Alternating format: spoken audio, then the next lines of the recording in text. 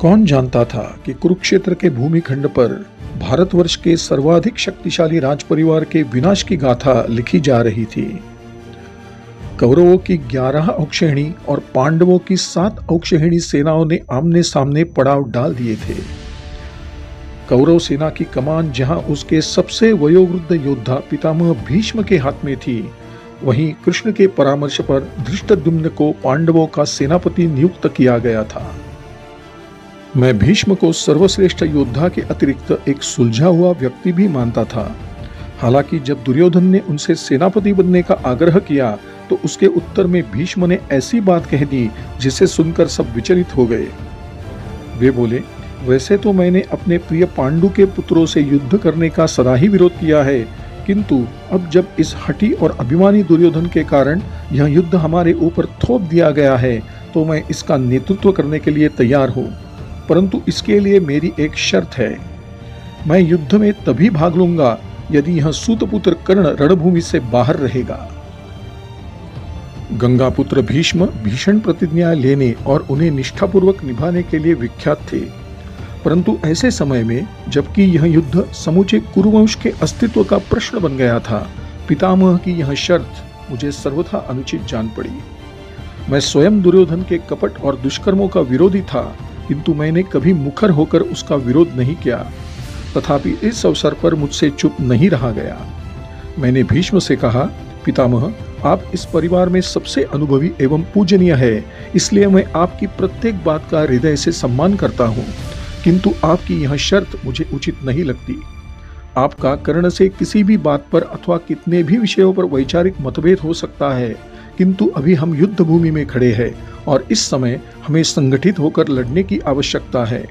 क्या इस तरह आपसी मतभेदों को बीच में लाने से हमारी शक्ति का क्षरण नहीं होगा? क्या उन मतभेदों पर युद्ध के बाद विचार नहीं किया जा सकता? युद्ध के बाद? भीष्म ने मुझे बीच में टोका। अश्वत्थामा, इस महायुद्ध के बाद किसी बात पर विचार करने के लिए न तुम जीवित रहोगे, न मैं, न दुर्योधन और न ही ये सूतपुत्र कर्ण। इसने दुर्योधन का साथ देकर न केवल उसके दुस्साहस को दृढ़ किया है, अपितु उसे कई अनुचित कार्यों के लिए जाने अनजाने प्रेरित भी किया है। यह बात ठीक है पितामह, मैंने फिर से अपनी बात रखी। हो सकता है कर्ण से भूल हुई हो, यह भी हो सकता है कि कर्ण के सामर्थ्य के भरोसे ही दुर्योधन इस युद्ध को लड़ने का दुस्साहस कर रहा हो। फिर भी अब इन सब बातों के लिए देर हो गई है। मेरा मानना है कि कर्ण अत्यंत वीर और कुशल योद्धा है और कर्ण की सहायता के बिना हमारे लिए यह विकट युद्ध जीतना संभव नहीं होगा। इसलिए मेरा आपसे आग्रह है कि इस प्रकार की शर्त रखकर इस कठिन युद्ध को कौरवों के लिए और अधिक दुष्कर मत बनाइए। अश्वत्थामा, भीष्म का स्वर पहले से भी ज्यादा तीखा था। क्षत्रिय के लिए युद्ध सरल या कठिन नहीं होता, वह बस युद्ध होता है। मैं चाहूं तो इस पृथ्वी को अकेला ही जीत सकता हूं और इसके लिए न मुझे तुम्हारे परामर्श की आवश्यकता है और न ही इस सूतपुत्र की सहायता की। यदि तुम मुझे कौरवों का सेनापति बनाना चाहते हो तो यही मेरी शर्त है कि कर्ण को रणभूमि में उतरने से पूर्व मेरी मृत्यु की प्रतीक्षा करनी होगी। यह कहकर भीष्म ने इस दुविधा को और पेचीदा बना दिया, क्योंकि भीष्म की मृत्यु उनके अपने हाथ में थी। उन्हें आजीवन ब्रह्मचारी रहने की अपनी भीषण प्रतिज्ञा के लिए उनके पिता महाराज शांतनु ने उन्हें इच्छा मृत्यु का वरदान दिया था। क्या इसका अर्थ यह था कि कर्ण का युद्ध कौशल कौरव शिविर में बैठकर भीष्म की मृत्यु की प्रतीक्षा करते करते क्षय होने वाला था? ऐसे संकट के समय में भीष्म को कर्ण से इतनी वितृष्णा क्यों थी? क्या भीष्म के मन में किसी कोने में कर्ण के प्रति ईर्ष्या व्याप्त थी? क्या अपने से आधी आयु के महारथी को युद्ध कौशल में अपने समकक्ष देखकर भीष्म के अहम को ठेस लगती थी? क्या उन्हें अपना बाहुबल क्षुद्र जान पड़ रहा था? मेरे पिता द्रोण ने मुझे संकेत से शांत कर दिया। मैंने पहली बार पराक्रमी भीष्म के विकट व्यक्तित्व में दुर्बलता का फुट देखा था। दुर्योधन के चेहरे पर उदासी छा गई। उसने जिस उद्देश्य से कर्ण को अंगदेश का राजा बनाया था, वह उद्देश्य विफल होने जा रहा था और कर्ण के सहारे की जिस आशा का संबल थामकर वह पांडवों के साथ भीषण युद्ध में उतरने जा रहा था, वह संबल युद्ध से पूर्व ही लड़खड़ा गया था। दुर्योधन को भीष्म के नेतृत्व तथा कर्ण के बाहुबल में से किसी एक का चयन करना था। मैंने महसूस किया कि दुर्योधन को दुविधा में फंसा और कर्ण को विवशता में जकड़ा देख भीष्म को एक प्रकार से निर्मम सुख मिल रहा था। भीष्म ने अपनी प्रसन्नता को छिपाते हुए दुर्योधन से कहा, हताश न हो पुत्र, मैं जानता हूं कि तुम युद्ध भूमि में कर्ण की अनुपस्थिति से शत्रु को मिलने वाले लाभ को लेकर चिंतित हो, किंतु मैं तुम्हें वचन देता हूं कि मैं प्रतिदिन पांडवों के असंख्य सैनिकों का वध करूंगा और यह प्रयास करूंगा कि तुम्हें युद्ध भूमि में कर्ण का अभाव न महसूस हो।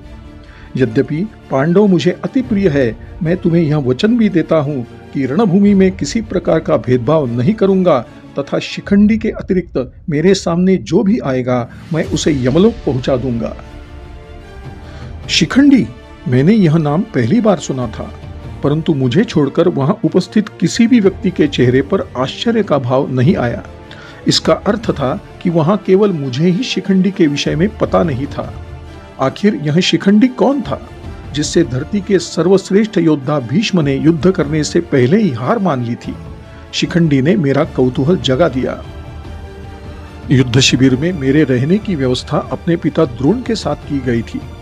मैंने उसी रात शिखंडी के विषय में अपनी जिज्ञासा को शांत करने का निश्चय कर लिया।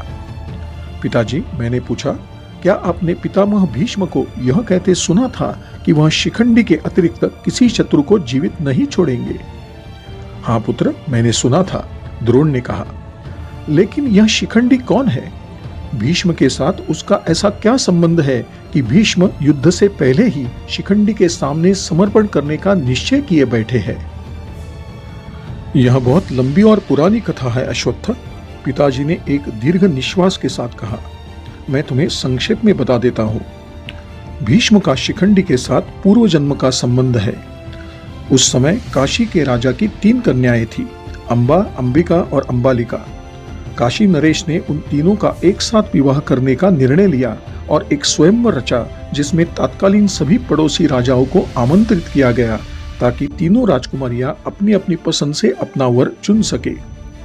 उन दिनों गंगापुत्र भीष्म युवा थे, किंतु वे अपने पिता शांतनु की खुशी के लिए आजीवन ब्रह्मचारी रहने और हस्तिनापुर के राज सिंहासन की रक्षा का वचन दे चुके थे।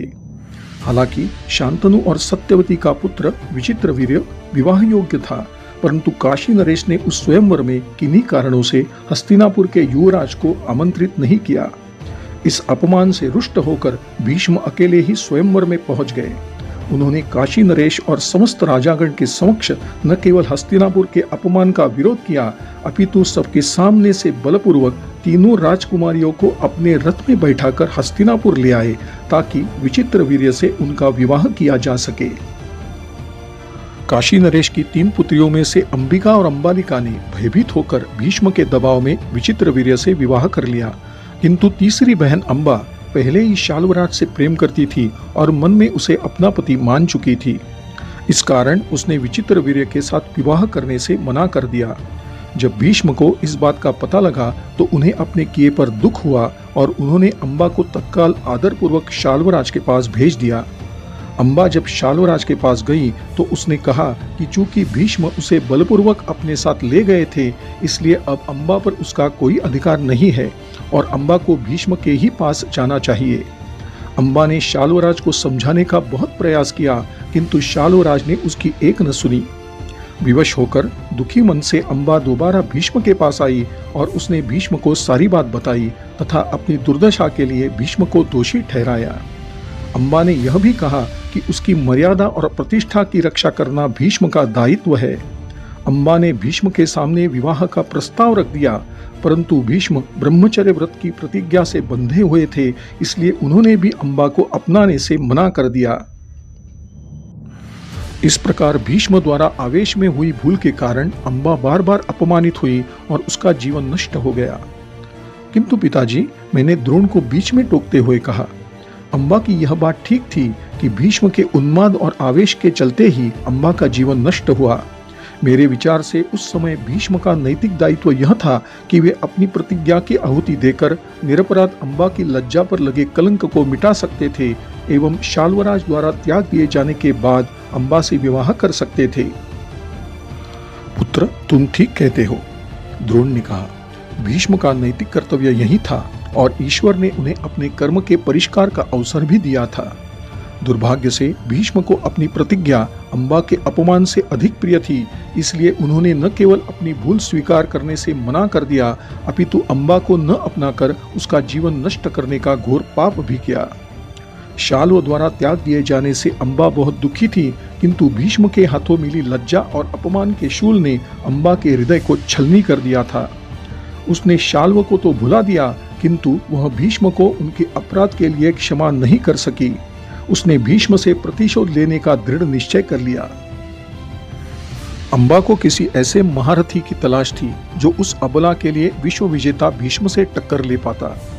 वह एक स्थान से दूसरे स्थान, एक राज्य से दूसरे राज्य में भटकती रही।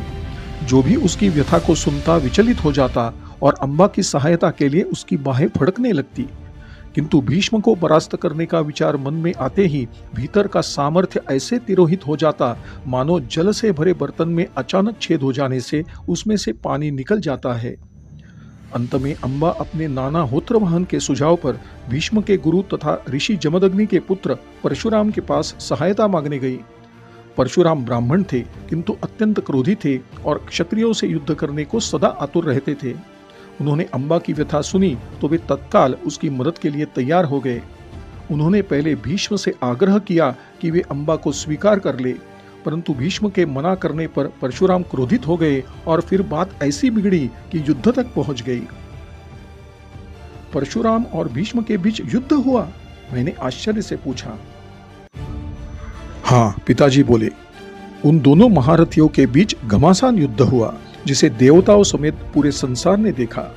अंत में जब कई दिन के बाद भी हार जीत का निर्णय नहीं हो सका, तो भीष्म की माता गंगा के हस्तक्षेप के बाद इसे रोक दिया गया। परशुराम भी अम्बा को न्याय नहीं दिलवा सके। अम्बा के धैर्य का बांध टूट चुका था। समय ने उसके घाव भरने के बजाय और गहरे कर दिए थे। भीष्म से प्रतिशोध की उसकी इच्छा ने रौद्र रूप धारण कर लिया और वह भीष्म को पराजित करने का नहीं, अपितु उनके वध का उपाय खोजने लगी। जब मनुष्य को मनुष्य से सहायता की आशा नहीं रहती, तो वह ईश्वर की शरण में जाता है। अम्बा ने भी अपने उद्देश्य की पूर्ति हेतु यमुना तट पर कठिन तप आरंभ कर दिया। 6 माह तक केवल वायु पर और फिर 1 वर्ष तक निराहार रहकर उसने यमुना जल में तप किया। इसके बाद उसने 1 वर्ष तक वृक्ष से गिरे हुए पत्ते खाकर और पैर के अंगूठे पर खड़े रहकर अपनी तपस्या जारी रखी। उसने 12 वर्ष की कठिन तपश्चर्या से आकाश और पृथ्वी को संतप्त कर दिया। उसके घोर तप के प्रभाव से उसका आधा शरीर अम्बा नाम की नदी हो गया और शेष आधे शरीर से उसने वत्स देश की राजा की कन्या के रूप में जन्म लिया। अपने उस जन्म में भी उसने तप नहीं छोड़ा, तो आखिर उमापति भगवान शंकर ने उसको दर्शन दिए। उसने वरदान में भगवान शिव से भीष्म का वध करने का उपाय पूछा। तब भगवान शंकर ने अम्बा से कहा कि भीष्म को इच्छा मृत्यु का वरदान प्राप्त है, इसलिए वे अम्बा को भीष्म के वध का वरदान नहीं दे सकते। किंतु उन्होंने अम्बा को यह वचन दिया कि वह अपने अगले जन्म में युद्ध के दौरान भीष्म के वध का कारण बनेगी। परंतु फिर अम्बा का क्या हुआ? मेरी उत्सुकता को पंख लग चुके थे और मैं उस कथा को पूरा सुने बिना सोना नहीं चाहता था। शिव से वरदान पाकर अम्बा को यह विश्वास हो गया कि उसे भीष्म का अंत करने के लिए अगला जन्म लेना पड़ेगा और उसके लिए अपने वर्तमान जीवन का अंत करना आवश्यक था। अम्बा अपने उद्देश्य के प्रति इस सीमा तक समर्पित थी कि उसने एक क्षण की देर किए बिना स्वयं अपने लिए चिता तैयार की तथा उसमें जलकर भस्म हो गई। फिर क्या अम्बा ने दोबारा जन्म लिया पिताजी? वह अब कहाँ है? मैंने पूछा। हाँ पुत्र, अम्बा ने अपना अगला जन्म पंचाल नरेश द्रुपद के घर में लिया। राजा द्रुपद? मेरी अधीरता बढ़ती जा रही थी। किंतु द्रुपद की तो 2 ही संतान है, धृष्टद्युम्न और द्रौपदी। तो फिर अम्बा? धैर्य रखो पुत्र, बता रहा हूं, द्रोणाचार्य बोले। यह अर्ध सत्य है कि द्रुपद की 2 संतान है। पूर्ण सत्य यह है कि धृष्टद्युम्न और कृष्णा से पहले अम्बा ने द्रुपद के घर में कन्या रूप में जन्म लिया था। उसी कन्या का नाम शिखंडी है। तो क्या शिखंडी स्त्री है? परंतु पितामह भीष्म तो कह रहे थे कि वो युद्ध में शिखंडी पर वार नहीं करेंगे। शिखंडी स्त्री होकर युद्ध में कैसे भाग लेगी? मेरी जिज्ञासा अपनी सीमाएं लांघ चुकी थी। यह भी एक रहस्य है पुत्र, पिता द्रोण ने कहा। शिखंडी का जन्म कन्या के रूप में ही हुआ था।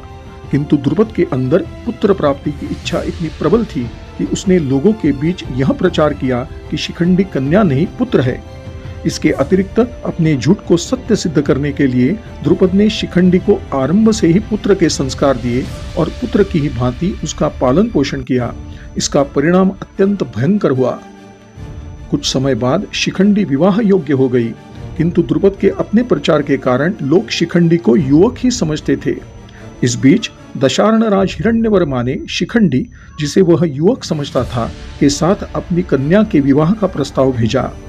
द्रुपद दुविधा में पड़ गया, परंतु उसके लिए अपनी प्रतिष्ठा और लोक लाज का बोझ इतना अधिक हो चुका था, उसने विवशता में हिरण्यवर्मा का प्रस्ताव स्वीकार कर लिया। क्या द्रुपद ने ऐसी मूर्खता कर डाली? स्त्री का स्त्री से विवाह हो गया। मुझे इस कथा पर मानो विश्वास नहीं हो रहा था। हाँ पुत्र, नियति की यही इच्छा थी, द्रोण बोलते रहे। विवाह के उपरांत जो अपेक्षित था वही हुआ। शिखंडी की पत्नी ने अपने पिता दशार्णराज को सच बता दिया, जिसके फलस्वरूप दशार्णराज ने शिखंडी को बुरी तरह अपमानित किया। शिखंडी ने लज्जित होकर घर त्याग दिया तथा वन में जाकर रहने लगी। वहीं उसकी भेंट स्थूणाकर्ण नाम के एक यक्ष से हुई। शिखंडी ने उसे अपनी व्यथा सुनाई तो यक्ष को उसके ऊपर दया आ गई। उसने शिखंडी का स्त्री रूप लेकर उसे कुछ समय के लिए अपना पुरुषत्व दे दिया, ताकि शिखंडी दशार्णराज को अपने पुरुष होने का विश्वास दिलाकर अपने ऊपर लगे अपमान का धब्बा मिटा सके। यक्ष और शिखंडी में यह समझौता भी हुआ कि कार्य पूरा होने के बाद शिखंडी लौटकर यक्ष को उसका पुरुषत्व लौटा देगी। इसके बाद यक्ष ने शिखंडी का स्त्री रूप ले लिया और देखते ही देखते अबला शिखंडी ने युवा पुरुष का रूप धारण कर लिया। इसके बाद द्रोण ने कथा आगे बढ़ाते हुए कहा, शिखंडी सीधा दशार्णराज के पास आया और अपनी पौरुष परीक्षा उत्तीर्ण करके उसने दशार्णराज के संदेह को गलत सिद्ध कर दिया। यक्ष से हुई संधि के अनुसार शिखंडी जब दोबारा वन में लौटा तो उसने देखा कि यक्ष स्थूणाकर्ण विलाप कर रहा था। शिखंडी ने उससे कारण पूछा तो यक्ष बोला कि एक दिन यक्षराज कुबेर उस वन में आया था और स्थूणाकर्ण को स्त्री रूप में देखकर उसे बहुत हैरानी हुई। जब उसे शिखंडी के साथ किए लिंग परिवर्तन का पता लगा तो उसने गुस्से में स्थूणाकर्ण को शाप दे दिया कि उसे अब स्त्री बनकर ही रहना पड़ेगा तथा शिखंडी की मृत्यु के बाद ही उसे अपना पुरुषत्व वापस मिल पाएगा। स्थूणाकर्ण को हुई असुविधा के लिए शिखंडी दुखी तो हुआ, किंतु वह असहाय था। इसके बाद युवक शिखंडी अपने पिता द्रुपद के पास पंचाल लौट आया। किंतु आपको यह सब कैसे पता है? मुझे लगा मैंने यह प्रश्न अपने पिता से बहुत देर में पूछा। शिखंडी के पंचाल वापस लौटने पर द्रुपद बहुत प्रसन्न हुआ और उसने धृष्टद्युम्न के साथ शिखंडी को धनुर्विद्या सीखने मेरे पास भेजा। तुम्हें यह सब इसलिए नहीं पता क्योंकि उन दिनों तुम कुरुवंश के राजकुमारों के साथ प्रवास पर गए हुए थे और तुम्हारे वापस आने से पूर्व शिखंडी तथा धृष्टद्युम्न अपनी शिक्षा पूरी करके लौट चुके थे। तो भीष्म पितामह शिखंडी पर इसलिए वार नहीं करेंगे क्योंकि वे जानते हैं कि पुरुष रूप में शिखंडी वास्तव में स्त्री है। हाँ पुत्र, द्रोण बोले, और शायद इसी तरह भीष्म की मृत्यु का निमित्त बनकर शिखंडी के रूप में अंबा अपना प्रतिशोध पूर्ण कर पाएगी। पिता द्रोण ने रहस्य की अंतिम परत हटाते हुए कहा।